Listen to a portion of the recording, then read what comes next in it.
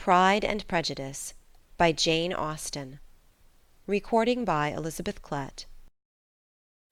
Chapter 15. Mr. Collins was not a sensible man, and the deficiency of nature had been but little assisted by education or society, the greatest part of his life having been spent under the guidance of an illiterate and miserly father, and though he belonged to one of the universities, he had merely kept the necessary terms, without forming at it any useful acquaintance. The subjection in which his father had brought him up had given him originally great humility of manner, but it was now a good deal counteracted by the self-conceit of a weak head, living in retirement, and the consequential feelings of early and unexpected prosperity. A fortunate chance had recommended him to Lady Catherine de Bourgh when the living of Hunsford was vacant, and the respect which he felt for her high rank, and his veneration for her as his patroness, mingling with a very good opinion of himself, of his authority as a clergyman, and his right as a rector, made him altogether a mixture of pride and obsequiousness, self-importance and humility. Having now a good house and a very sufficient income, he intended to marry, and in seeking a reconciliation with the Longbourn family he had a wife in view, as he meant to choose one of the daughters, if he found them as handsome and amiable as they were represented by common report.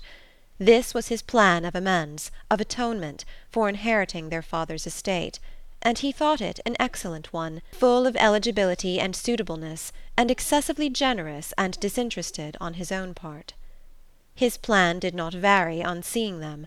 Miss Bennet's lovely face confirmed his views, and established all his strictest notions of what was due to seniority, and for the first evening she was his settled choice.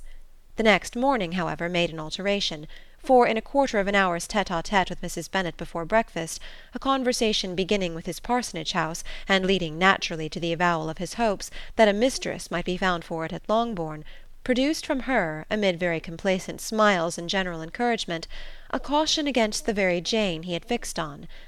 As to her younger daughters, she could not take upon her to say, she could not positively answer, but she did not know of any prepossession. Her eldest daughter she must just mention, she felt it incumbent on her to hint, was likely to be very soon engaged. Mr. Collins had only to change from Jane to Elizabeth, and it was soon done while Mrs. Bennet was stirring the fire. Elizabeth, equally next to Jane in birth and beauty, succeeded her, of course. Mrs. Bennet treasured up the hint, and trusted that she might soon have 2 daughters married, and the man whom she could not bear to speak of the day before was now high in her good graces. Lydia's intention of walking to Meryton was not forgotten. Every sister except Mary agreed to go with her, and Mr. Collins was to attend them, at the request of Mr. Bennet, who was most anxious to get rid of him, and have his library to himself, for thither Mr. Collins had followed him after breakfast, and there he would continue, nominally engaged with one of the largest folios in the collection, but really talking to Mr. Bennet, with little cessation, of his house and garden at Hunsford. Such doings discomposed Mr. Bennet exceedingly. In his library he had always been sure of leisure and tranquillity, and though prepared, as he told Elizabeth, to meet with folly and conceit in every other room of the house, he was used to be free from them there. His civility, therefore, was most prompt in inviting Mr. Collins to join his daughters in their walk, and Mr. Collins, being in fact much better fitted for a walker than a reader, was extremely pleased to close his large book and go. In pompous nothings on his side, and civil assents on that of his cousins, their time passed till they entered Meryton. The attention of the younger ones was then no longer to be gained by him. Their eyes were immediately wandering up in the street in quest of the officers, and nothing less than a very smart bonnet indeed, or a really new muslin in a shop window, could recall them. But the attention of every lady was soon caught by a young man whom they had never seen before, of most gentlemanlike appearance, walking with another officer on the other side of the way. The officer was the very Mr. Denny, concerning whose return from London Lydia came to inquire, and he bowed as they passed. All were struck with the stranger's air, all wondered who he could be, and Kitty and Lydia, determined if possible to find out, led the way across the street, under pretence of wanting something in an opposite shop, and fortunately had just gained the pavement when the 2 gentlemen, turning back, had reached the same spot. Mr. Denny addressed them directly, and entreated permission to introduce his friend, Mr. Wickham, who had returned with him the day before from town, and he was happy to say had accepted a commission in their corps. This was exactly as it should be, for the young man wanted only regimentals to make him completely charming. His appearance was greatly in his favour. He had all the best part of beauty, a fine countenance, a good figure, and very pleasing address. The introduction was followed up on his side by a happy readiness of conversation, a readiness at the same time perfectly correct and unassuming, and the whole party were still standing and talking together very agreeably when the sound of horses drew their notice, and Darcy and Bingley were seen riding down the street. On distinguishing the ladies of the group, the two gentlemen came directly towards them, and began the usual civilities. Bingley was the principal spokesman, and Miss Bennet the principal object. He was then, he said, on his way to Longbourn on purpose to inquire after her. Mr. Darcy corroborated it with a bow, and was beginning to determine not to fix his eyes on Elizabeth, when they were suddenly arrested by the sight of the stranger, and Elizabeth, happening to see the countenance of both as they looked at each other, was all astonishment at the effect of the meeting. Both changed colour. One looked white, the other red. Mr. Wickham after a few moments touched his hat, a salutation which Mr. Darcy just deigned to return. What could be the meaning of it? It was impossible to imagine. It was impossible not to long to know.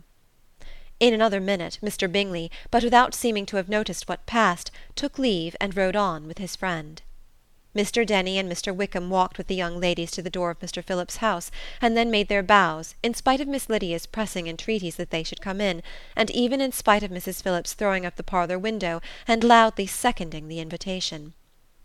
Mrs. Phillips was always glad to see her nieces, and the two eldest, from their recent absence, were particularly welcome, and she was eagerly expressing her surprise at their sudden return home, which, as their own carriage had not fetched them, she should have known nothing about, if she had not happened to see Mr. Jones's shop-boy in the street, who had told her that they were not to send any more drafts to Netherfield, because the Miss Bennets were come away, when her civility was claimed toward Mr. Collins by Jane's introduction of him. She received him with her very best politeness, which he returned with as much more, apologizing for his intrusion, without any previous acquaintance with her, which he could not help flattering himself, however, might be justified by his relationship to the young ladies who introduced him to her notice. Mrs. Phillips was quite awed by such an excess of good breeding, but her contemplation of one stranger was soon put to an end by exclamations and inquiries about the other, of whom, however, she could only tell her nieces what they already knew, that Mr. Denny had brought him from London, and that he was to have a lieutenant's commission in the shire. She had been watching him the last hour, she said, as he walked up and down the street, and had Mr. Wickham appeared, Kitty and Lydia would certainly have continued the occupation, but unluckily no one passed windows now except a few of the officers, who, in comparison with the stranger, were become stupid, disagreeable fellows. Some of them were to dine with the Phillipses the next day, and their aunt promised to make her husband call on Mr. Wickham and give him an invitation also, if the family from Longbourn would come in the evening. This was agreed to, and Mrs. Phillips protested that they would have a nice, comfortable, noisy game of lottery tickets, and a little bit of hot supper afterwards. The prospect of such delights was very cheering, and they parted in mutual good spirits.